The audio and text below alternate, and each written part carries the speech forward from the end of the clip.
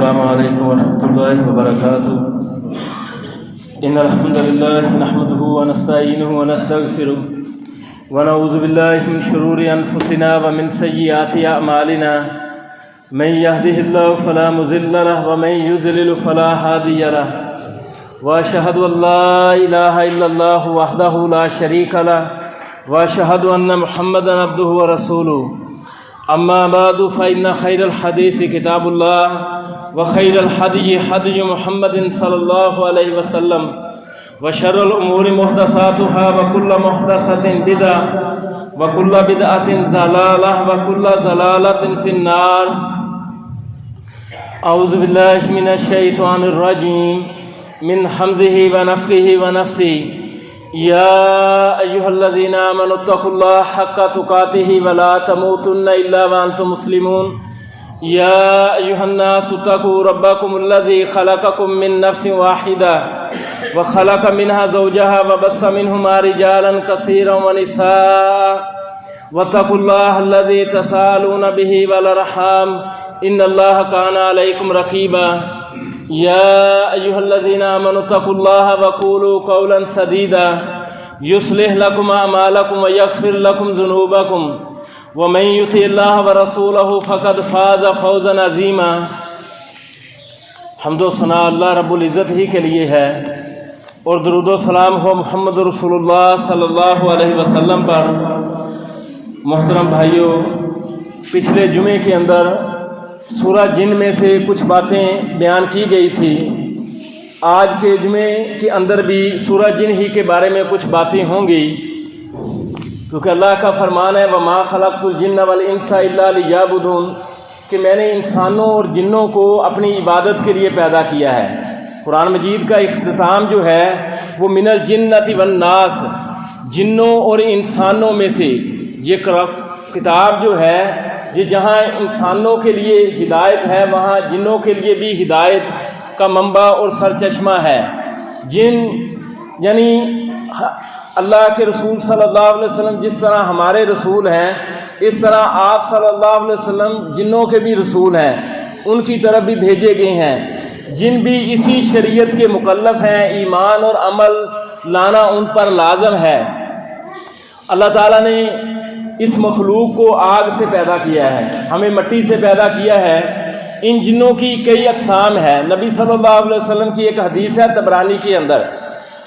اس حدیث کے اندر نبی صلی اللہ علیہ وسلم نے جنوں کی اقسام بیان کی ہیں. آپ نے فرمایا کہ جنوں کی 3 اقسام ہیں. ایک جن وہ ہیں جن کے پر ہیں وہ اڑتے ہیں. دوسرے وہ ہیں جو سانپ اور کتے کی شکل اور جانوروں کی شکل اختیار کر لیتے ہیں. تیسرے وہ ہیں جو زمین میں رہائش اختیار کرتے ہیں اور سفر پر اور کوچ پر روانہ رہتے ہیں. یہ 3 اقسام نبی صلی اللہ علیہ وسلم نے طبرانی کی حدیث میں بیان کیے ہیں. لیکن عرب کے جو لوگ تھے وہ جنوں کی 5 اقسام بناتے تھے. یعنی ایک ہے خلقت کے اعتبار سے، خلقت کے اعتبار سے جن آگ سے بنے ہیں انہیں وہ جن یا جنی کہتے تھے عرب کے لوگ. اور دوسرا وہ ہیں جو انسانوں کی آبادیوں کے اندر رہتے ہیں یا گھروں کے اندر رہتے ہیں، انہیں عامر یا عمار کہا جاتا ہے، جس کی جمع عمار آتی ہے. نبی صلی اللہ علیہ وسلم کی ایک حدیث کے اندر اس کا ذکر بھی ہے. تیسرا وہ ہیں جو بچوں کو تنگ کرتے ہیں، یہ ان کو عرب کے لوگ ارواح کہتے تھے، یعنی بدروحیں. اور چوتھا وہ ہیں وہ خبیث اور جو ہٹ درمی پر آ جائے اس کو وہ شیطان کہتے تھے. اور 5واں جو اپنی سرکشی کے اندر بڑھ جائے اس کو وہ عفریت یا مارد کہتے تھے. قرآن مجید کے اندر عفریت کا ذکر آیا ہے کہ سلیمان علیہ السلام نے جب اپنی میٹنگ کے اندر اس بات کا ذکر کیا کہ کوئی ملکہ سبا کا تخت میرے پاس لے آئے گا، تو جنوں میں سے جو عفریت تھا، سرکش تھا، شرارتی جن تھا، اس نے کہا کہ یہ مجلس ختم ہونے سے پہلے میں آپ کے پاس یہ تخت لے آؤں گا. تو یہ عرب یہ نام دیتے تھے. اس طرح موطا امام مالک کے اندر نبی صلی اللہ علیہ وسلم کا ایک فرمان ہے کہ نبی صلی اللہ علیہ وسلم کے ایک صحابی تھے. غزوہ خندق کے موقع پر یہ نبی صلی اللہ علیہ وسلم کا ایک صحابی اس کی نئی نئی شادی ہوئی اور وہ پہرا دیے بغیر نبی صلی اللہ علیہ وسلم سے اجازت لے کر اپنے گھر چلا جاتا تھا، کیونکہ اس کی نئی نئی شادی ہوئی تھی۔ اللہ کے نبی صلی اللہ علیہ وسلم اسے اجازت دے دیتے تھے، اور آپ صلی اللہ علیہ وسلم اسے یہ بھی کہتے تھے کہ مجھے یہود پر اعتبار نہیں ہے، اس لیے تم اپنا اسلحہ، اپنا نیزہ ساتھ لے کر جایا کرو۔ وہ صحابی نبی صلی اللہ علیہ وسلم کا آپ سے اجازت لے کر اپنے گھر جاتا، تو ایک دن وہ اپنے گھر گیا تو اس کی بیوی گھر کے دروازے کے باہر بیٹھی ہوئی تھی۔ اس نے نیزہ تان لیا اپنی بیوی پر، اسے غیرت آ گئی، تو اس کی بیوی نے کہا کہ جلدی نہ کرو، اندر جا کر دیکھو۔ وہ اندر گیا تو بستر پر ایک سانپ اس کے بستر پر لپٹا ہوا تھا، اس نے وہی نیزہ اس سانپ کو مارا۔ ابو سعید خدری رضی اللہ تعالیٰ عنہ جو اس حدیث کے راوی ہیں وہ بیان کرتے ہیں کہ معلوم نہیں ہوا کہ پہلے وہ صحابی شہید ہوا جب وہ سانپ مرا ہے۔ اللہ کے نبی صلی اللہ علیہ وسلم کو جب اطلاع دی گئی کہ آپ کا وہ صحابی، اس کو سانپ نے ڈنگ مار لیا اور وہ شہید ہو گیا ہے، تو نبی صلی اللہ علیہ وسلم نے فرمایا کہ مدینے کے اندر کچھ جن مسلمان ہو گئے ہیں، مدینے کے اندر کچھ آمار ہیں، وہ تمہارے بھائی ہیں، اور وہ سانپ یا ان جانوروں کی شکل اختیار کر کے مدینے کے اندر رہتے ہیں۔ اگر تم کسی ایسے سانپ کو دیکھو تو جلدی نہ کرو، بلکہ انہیں تنبیہ کرو۔ تنبیہ کیسے کرنی ہے کہ اللہ کا واسطہ ہے، اگر تم جن ہو تو اس گھر سے نکل جاؤ۔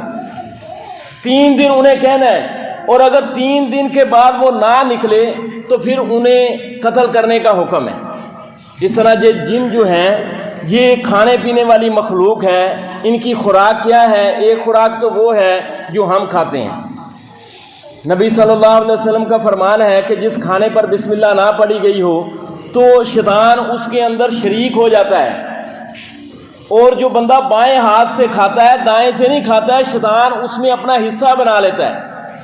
نبی صلی اللہ علیہ وسلم کا فرمان ہے کہ جب کوئی بندہ گھر کے اندر بسم اللہ پڑھ کر داخل نہیں ہوتا ہے اور کھانا کھاتے وقت بسم اللہ نہیں پڑھتا ہے تو جن کہتے ہیں کہ تمہیں کھانا بھی اس گھر کے اندر مل گیا، ٹھکانا بھی مل گیا ہے۔ ہاں، ایک اور روایت کے اندر اللہ کے نبی صلی اللہ علیہ وسلم نے جنوں کا الگ سے ایک خوراک کا ذکر کیا ہے۔ عبداللہ بن مسعود رضی اللہ تعالیٰ عنہ کی وہ روایت ہے، وہ بیان کرتے ہیں کہ مدینے کے اندر اللہ کے نبی صلی اللہ علیہ وسلم ایک رات ہم سے غائب ہو گئے۔ ہم ساری رات صحابہ بڑے پریشان کہ کہیں دشمن نے حملہ نہ کر دیا ہو، ساری رات پریشانی اور وسوسوں کے درمیان گزری۔ پھر کیا ہوا کہ صبح ہوئی تو اللہ کے نبی صلی اللہ علیہ وسلم ہرا مقام سے ہمارے پاس آئے۔ ہم نے کہا اللہ کے نبی صلی اللہ علیہ وسلم ہم بڑے پریشان، آپ پتہ نہیں کہاں چلے گئے۔ نبی صلی اللہ علیہ وسلم نے فرمایا جنوں کا ایک نمائندہ میرے پاس آیا تھا اور انہوں نے کہا تھا کہ آپ ہمارے پاس آئیں اور ہمیں قرآن کی دعوت دیں، جو آپ کی دعوت ہے وہ ہمیں دیں۔ اللہ کے نبی صلی اللہ علیہ وسلم نے فرمایا کہ میں نے انہیں دعوت دی، میں نے ان کے سامنے سورہ رحمان پڑھی۔ جب میں یہ پڑھتا تھا فَبِأَيِّ آلَاءِ رَبِّكُمَا تُكَذِّبَانِ کہ تم اپنے رب کی کون کون سی نعمتوں کو جھٹلاؤ گے، تو جن یہ کہتے تھے کہ ہمارے رب ہم تمہاری کسی نعمت کا انکار نہیں کرتے، اے ہمارے رب ہم تیری کسی نعمت کا انکار نہیں کرتے، فَلَكَ الْحَمْدُ تیرے لیے حمد ہے، تیرے ہی لیے تعریف ہے۔ پھر جنہوں نے یہ کہا کہ اللہ کے نبی صلی اللہ علیہ وسلم ہماری کیا خوراک ہوگی، تو اللہ کے نبی صلی اللہ علیہ وسلم نے فرمایا کہ میں نے اللہ تعالیٰ سے دعا کی اور میں نے انہیں بتایا کہ ہر وہ ہڈی جس پر اللہ کا نام لیا گیا ہو، بسم اللہ پڑھی گئی ہو، وہ تمہارے ہاتھ میں آئے گی تو اس پر گوشت آ جائے گا، اور ہر وہ گوبر وہ تمہارے جانوروں کی خوراک ہوگی۔ پھر اللہ کے نبی صلی اللہ علیہ وسلم نے صحابہ سے کہا کہ یہ ہڈی جو ہوتی ہے اور جو گوبر ہوتا ہے اس سے استنجا نہ کرنا، یہ تمہارے جن بھائیوں کی خوراک ہے۔ یعنی آپ دیکھیں کہ اگر کوئی بندہ ان کے ساتھ چھیڑ چھاڑ کرتا ہے تو پھر نقصان ہو سکتا ہے۔ مثلا ہم جہاں بیٹھے ہوں، کھانا لگائے ہوں اور ہمارے کھانے پر کوئی آ کر گندگی پھینک دے تو ہم اس سے لڑیں گے، یقیناً ہم لڑیں گے کہ ہم کھا رہے ہیں، کھانا کھا رہے ہیں اور تم ہمارے کھانے پر گندگی پھینک رہے ہو۔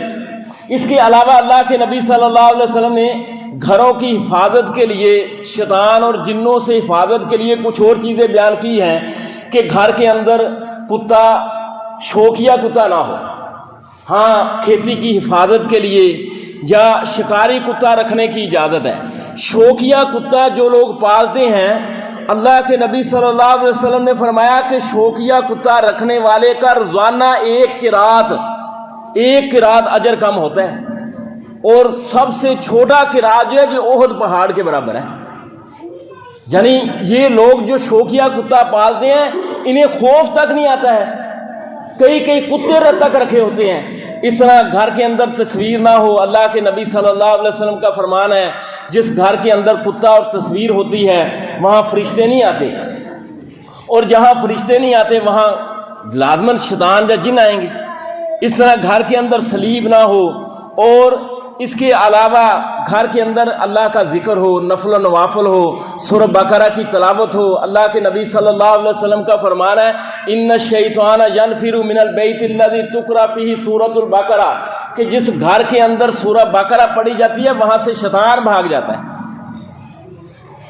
نبی صلی اللہ علیہ وسلم کا ایک صحابی تھا عوف بن افرا، یہ جنگ بدر کے اندر شہید ہو گیا تھا. جنگ بدر جو مسلمانوں نے جیتی تھی، کافروں کے 70 جو سردار قسم کے لوگ تھے مارے گئے تھے، لیکن مسلمانوں کے 13 یا 14 صحابی اللہ کے نبی صلی اللہ علیہ وسلم کے شہید ہوئے تھے. ان میں عوف بن افرا بھی تھا. یہ عوف بن افرا جو تھا اس کی ایک بیٹی تھی. اس کی بیٹی گھر میں اکیلی تھی، تو وہ بیان کرتی ہے کہ میں گھر میں اکیلی تھی تو ایک حبشی موٹا قسم کا وہ آدمی میرے پاس آیا اور میرا گلا دبانا اس نے شروع کر دیا. قریب تھا کہ میری جان نکل جاتی کہ آسمان سے ایک پرچی آئی، اور اس پرچی پر یہ تحریر لکھی ہوئی تھی کہ اے لکین اس بچی سے دور ہو جا. کیونکہ اس کا باپ جو تھا وہ نیک بندہ تھا. اور وہ بچی بیان کرتی ہے کہ اس تحریر کو پڑھ کر اس لکین نامی جن نے میرا گلا دبانا چھوڑ دیا اور وہ چلا گیا. اب وہ بچی عائشہ رضی اللہ تعالی عنہ کے پاس آئی اور عائشہ رضی اللہ تعالی عنہ سے کہنے لگی کہ میرے ساتھ یہ واقعہ پیش آیا ہے. تو عائشہ رضی اللہ تعالی عنہ نے اس بچی سے کہا کہ میری بیٹی جب گھر میں تم اکیلی بھی ہو تو اپنے سر کو ننگا مت چھوڑنا. یہ ہمارے ہاں روٹین چلتی ہے، میرا بھائی بیٹھا ہے، میرا شوہر بیٹھا ہے، میرے بچے ہیں، دوپٹہ کہیں ہوتا ہے، عورتیں یعنی بغیر دوپٹے کے گھر کے کام کر رہی ہوتی ہے. تو عائشہ رضی اللہ تعالیٰ عنہ نے کہا کہ گھر میں اکیلی بھی ہو تو سر کو ننگا مت چھوڑنا. اور ہمارے ہاں آپ دیکھ لیں وہ گھر سے باہر نکلتی ہیں، پھر کچھ ہو جاتا ہے تو کہتے ہیں جی کہ فلاں نے کچھ کر دیا، فلاں نے کچھ کر دیا. اس کے علاوہ یہ جو وہ عرب کے جو لوگ تھے جو جن بچوں کو تنگ کرتے ہیں انہیں ارواح کہتے تھے، بدروحیں کہتے تھے. اللہ کے نبی صلی اللہ علیہ وسلم حسن اور حسین رضی اللہ تعالیٰ عنہ کو دم کیا کرتے تھے. اعیذکما بکلمات اللہ التامۃ من کل شیطان وہامۃ ومن کل عین لامہ، کیا کہ میں تم دونوں کو اللہ کے کامل کلمات کی پناہ میں دیتا ہوں. وہامہ، اور ہر زہریلے جانور سے جو ڈنک مارتا ہے، ڈستا ہے، وہ تمہیں نقصان پہنچاتا ہے، اس سے اللہ کی پناہ میں دیتا ہوں. ومن کل عین لامہ، اور ہر یہ نظر لگ جانے سے. یہ اللہ کے نبی صلی اللہ علیہ وسلم دم کرتے تھے. اور آپ یہ کہتے تھے کہ تمہارا باپ ابراہیم علیہ السلام اپنے دونوں بچوں اسحاق اور اسماعیل کو ان کلمات کے ساتھ اللہ کی پناہ میں دیتے تھے. یعنی یہ گھروں کی حفاظت کے کچھ چیزیں ہیں.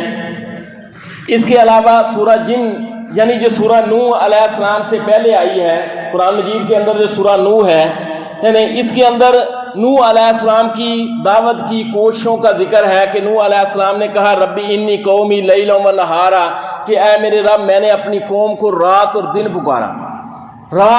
پکارا، لیکن ان لوگوں نے کانوں میں انگلیاں لے لی، اپنے اوپر کپڑے ڈال لیے تاکہ میری بات کو سن نہ سکیں. لیکن سورہ جن کے اندر اللہ کے نبی صلی اللہ علیہ وسلم کی کوششوں کا ذکر ہے کہ 10 سال اللہ کے نبی صلی اللہ علیہ وسلم مشرکین مکہ کو سمجھاتے رہے. لیکن یہ قوم مانے نہیں، بلکہ سرکشی بڑھتی چلی گئی، ظلم اور تشدد بڑھتا چلا گیا۔ تو اللہ کے نبی صلی اللہ علیہ وسلم نے طائف جانے کا پروگرام بنایا کہ قریب ہے کہ یہ طائف کے لوگ اس توحید کی دعوت کو قبول کر لیں، لیکن طائف کے لوگوں نے الٹا آپ صلی اللہ علیہ وسلم کے ساتھ اور زیادہ بدسلوکی کی، پتھر مارے، جہاں تک کہ آپ لہولہان ہو گئے اور آپ کے جوتے تک خون سے بھر گئے۔ اب آپ واپس آ رہے ہیں طائف سے، تو وادی نخلا میں اللہ کے نبی صلی اللہ علیہ وسلم نے اپنے صحابہ سے ملے، وہاں فجر کی نماز پڑھائی۔ اب آپ دیکھیں اس بندے کی کیا کیفیت ہوگی کہ مکے والوں نے میری دعوت کو قبول ہی کیا، طائف والوں نے اس قدر بدسلوکی کی کہ مجھ پر پتھر برسائے۔ اب میں واپس جا رہا ہوں، کیسے ان لوگوں کے پاس جا رہا ہوں؟ تو اللہ تعالیٰ کو اپنے نبی پر اس قدر پیار آیا کہ ایک جنوں کی جماعت بھیجی ہے، اور وہ جن کہہ رہے ہیں کہ اللہ کے نبی صلی اللہ علیہ وسلم انہیں نہیں دیکھ رہے۔ اللہ نے اطلاع دی ہے، قُلْ أُوحِيَ إِلَيَّ أَنَّهُ اسْتَمَعَ نَفَرٌ مِّنَ الْجِنِّ، اے نبی کہہ دیجئے کہ میرے پاس مجھ پر وحی کی گئی ہے کہ جنوں کی ایک جماعت نے ہمیں قرآن کو سنا ہے، فجر کی نماز میں قرآن کو سنا ہے۔ اب آپ دیکھ لیں، صرف قرآن کو سننا یہ بھی فائدے سے خالی نہیں ہے۔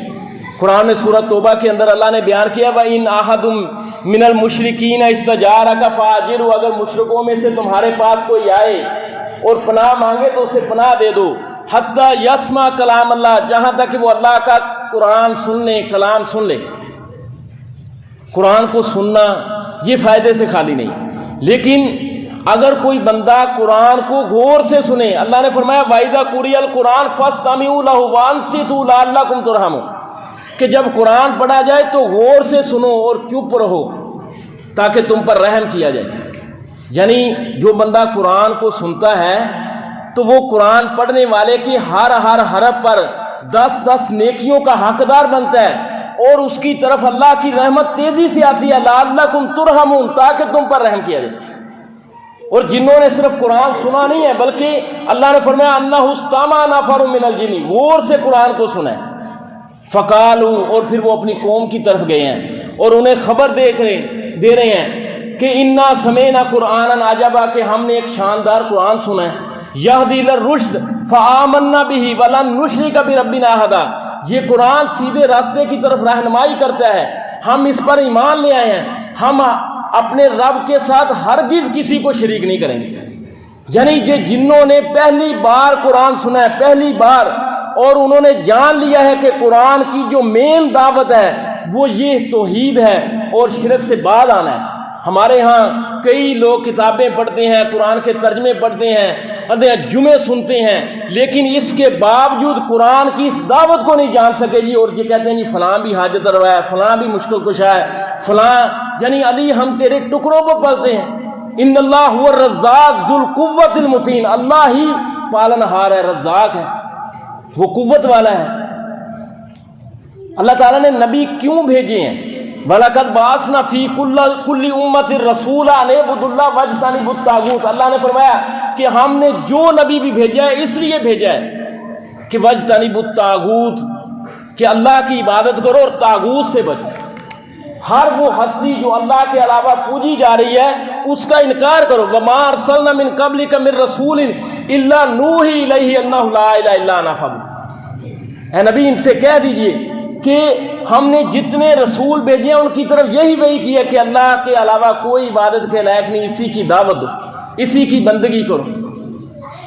لیکن آج تک لوگ یہ جان نہیں پائے، اور جنہوں نے پہلی بار یہ سنا ہے اور وہ کہہ رہے ہیں وَلَن نُشْرِکَ بِرَبِّنَا أَحَدًا، کہ ہم اپنے رب کے ساتھ کسی کو شریک نہیں کریں۔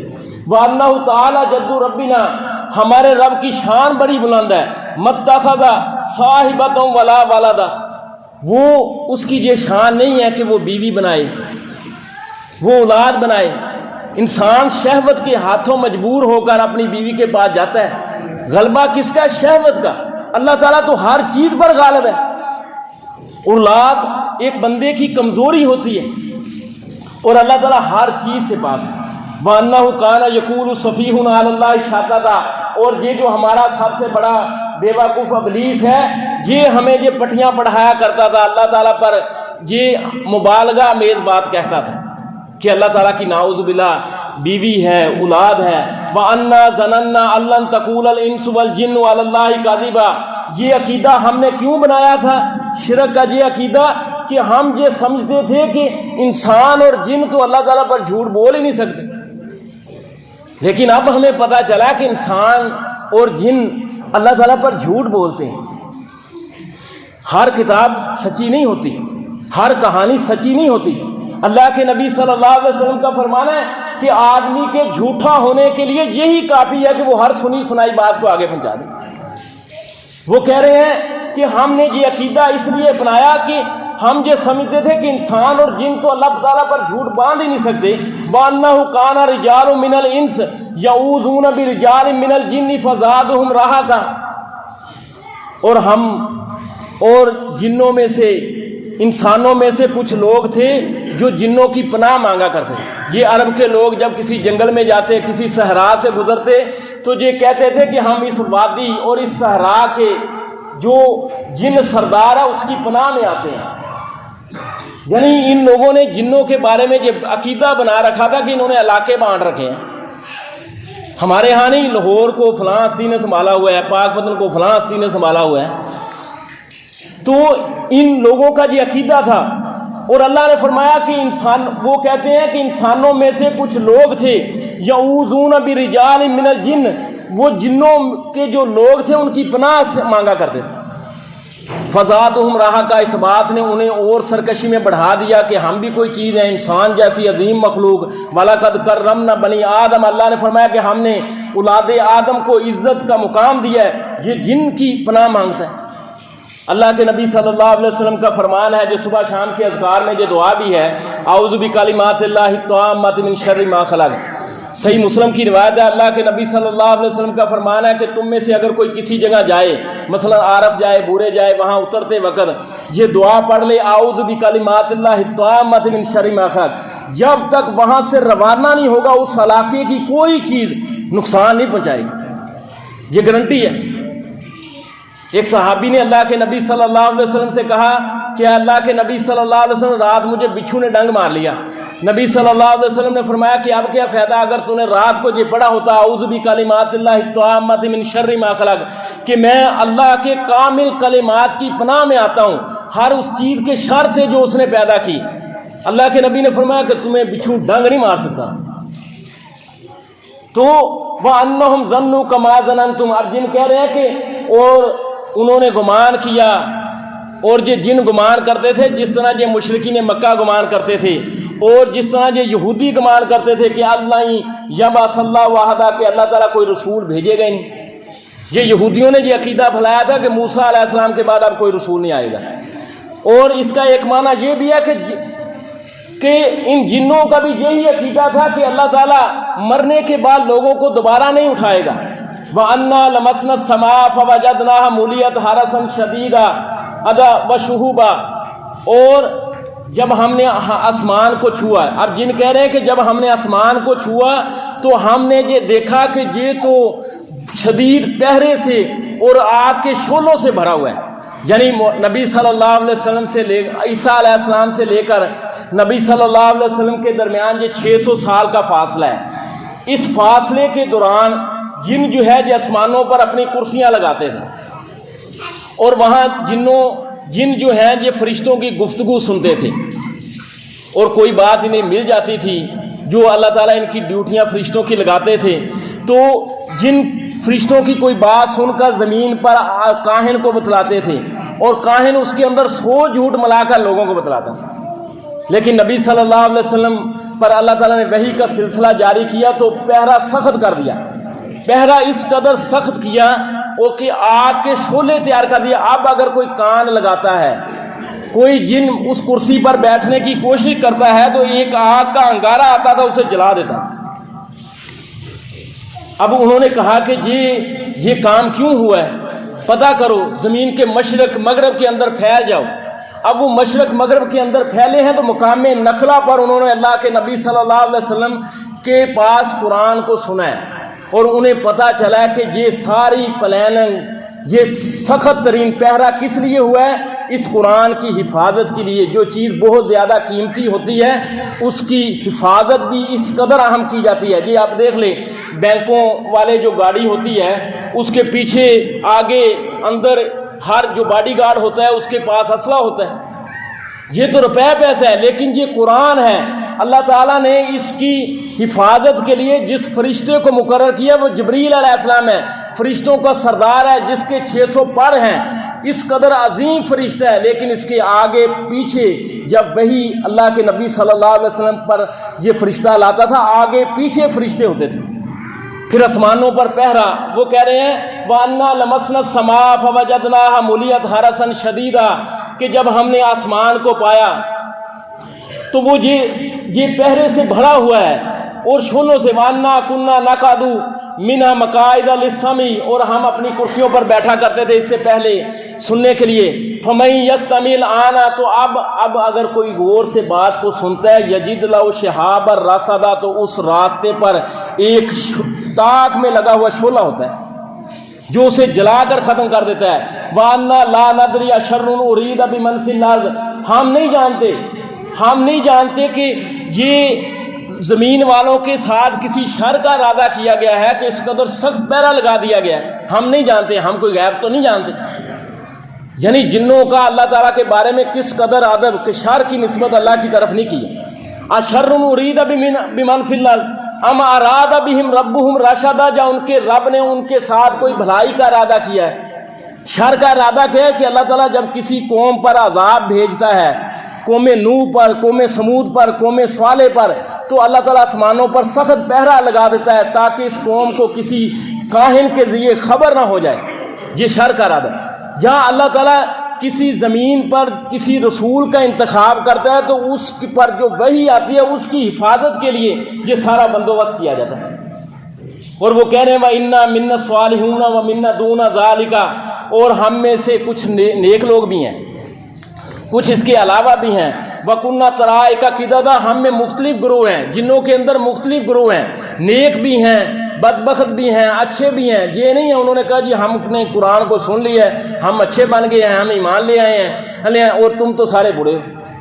یعنی کس قدر وہ دعوت کا آغاز کر رہے ہیں. وَأَنَّا ظَنَنَّا أَن لَّن نُعْجِزَ اللَّهَ فِي الْأَرْضِ وَلَن نُعْجِزَهُ هَرَبًا اور ہم نہیں سمجھتے کہ ہم اللہ تعالیٰ کو عاجز کر سکیں گے.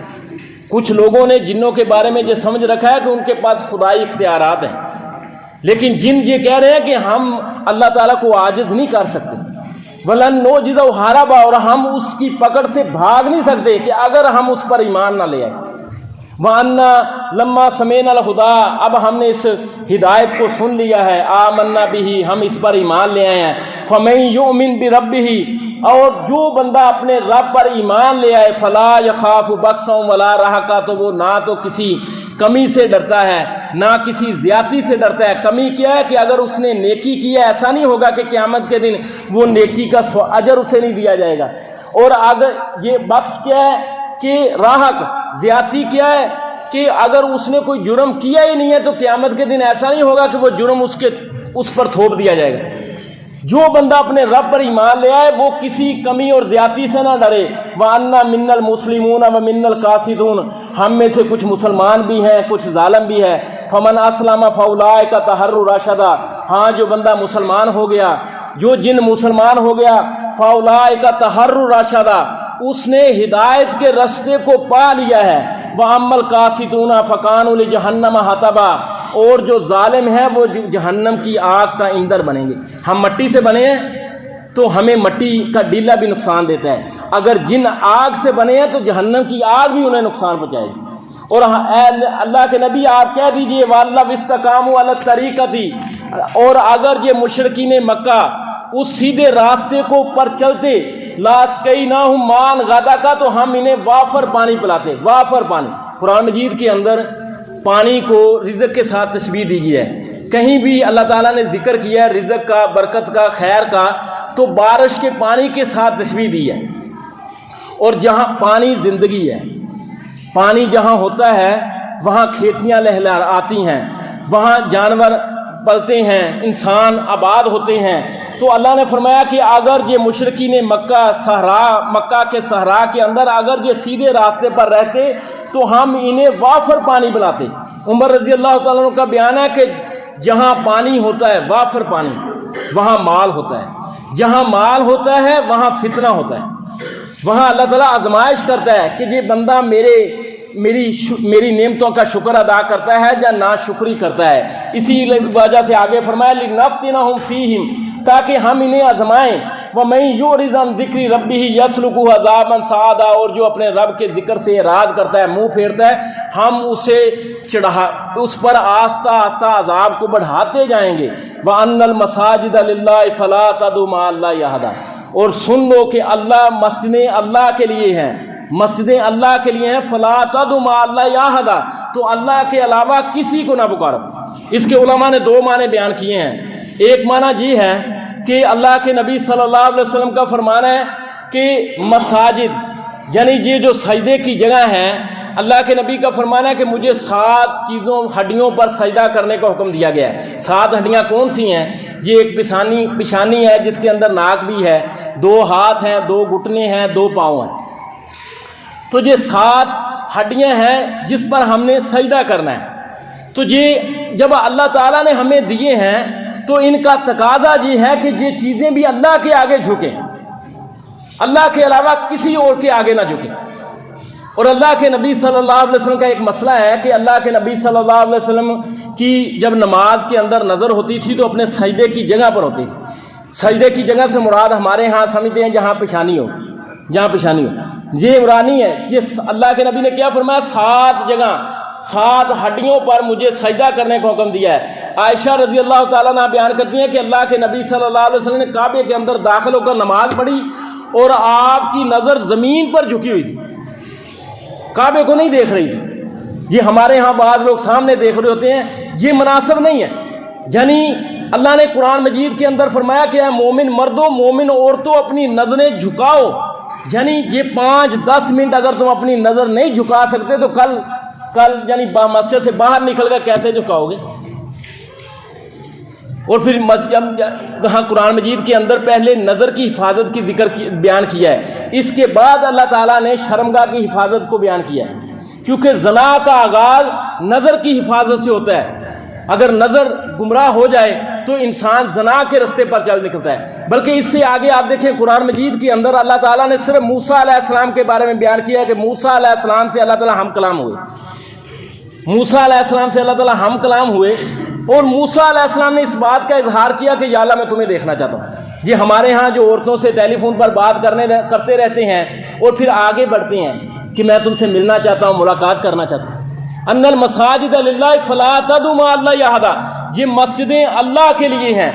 اور اس امت کی یہ خاصیت ہے کہ ساری زمین یہ اس امت کے لیے مساجد بنا دی گئی ہے.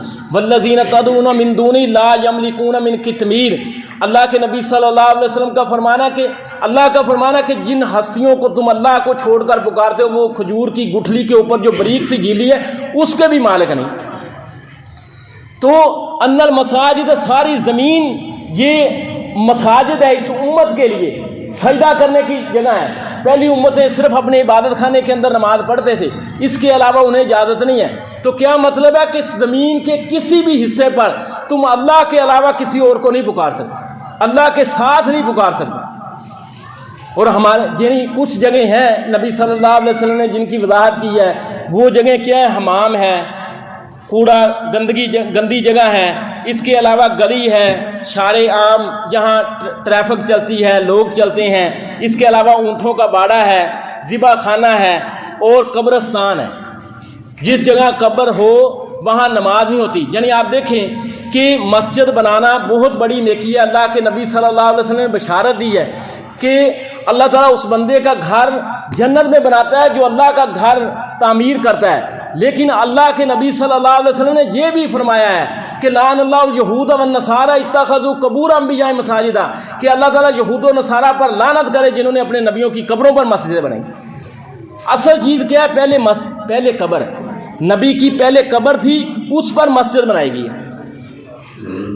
اگر کوئی اصل جہاں پہلے قبر ہے پھر مسجد بنی ہے وہاں نماز نہیں ہوتی.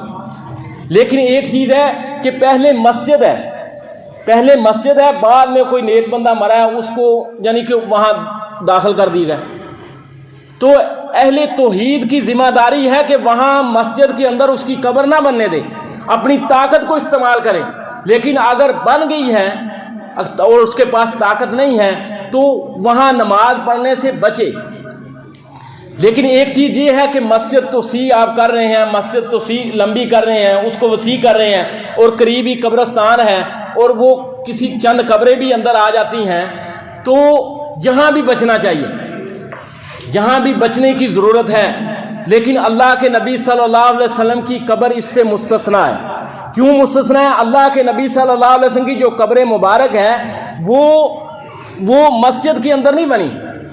اللہ تعالیٰ اپنے نبی کی جان وہاں قبض کرتا ہے جہاں جس جگہ کو اس نبی کی قبر کے لیے جگہ پسند کرتا ہے۔ نبی صلی اللہ علیہ وسلم کی قبر مبارک وہ حجرہ عائشہ میں بنی ہے۔ ابو بکر رضی اللہ عنہ کے دور کے اندر عمر، عثمان، علی رضی اللہ عنہ کے دور کے اندر اس جگہ کو حجرات نبی صلی اللہ علیہ وسلم کے حجروں کو مسجد کے اندر شامل نہیں کیا گیا۔ ولید بن عبد المالک کے دور کے اندر جب اس کو شامل کیا گیا تو صحابہ نے پسند نہیں کیا اس بات کو، صحابہ نے ناپسندیدگی کا اظہار کیا، اور انہوں نے اس بات کا اظہار کیا کہ ان کو ایسے ہی رہنے دیتے تاکہ باہر سے آنے والے ہماری نسلیں دیکھتی کہ اللہ کے نبی صلی اللہ علیہ وسلم کس قدر سادگی کے ساتھ زندگی بسر کر کے گئے ہیں۔ اللہ نے فرمایا وَأَنَّ الْمَسَاجِدَ لِلَّهِ فَلَا تَدْعُوا مَعَ اللَّهِ أَحَدًا، کہ مسجدیں اللہ کے لیے ہیں اور ان میں اللہ کے ساتھ کسی کو نہ پکارو۔ جو اہل توحید کی ذمہ داری ہے کہ مساجد کو آباد کرے، مشرکین کا یہ کام نہیں ہے۔ اللہ تعالیٰ نے سورۃ توبہ کے اندر اس بات کو بیان کیا۔ اللہ تعالیٰ سے دعا ہے بات کے سمجھے عمل کرنے کی۔